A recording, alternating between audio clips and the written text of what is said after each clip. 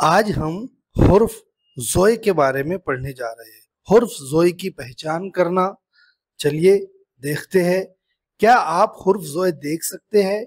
इन हुर्फों में आपको ज़ोए कहाँ नजर आ रहा है उस पर निशान लगाए या फिर दायरा बनाए ताकि आपको ज़ोए की पहचान हो।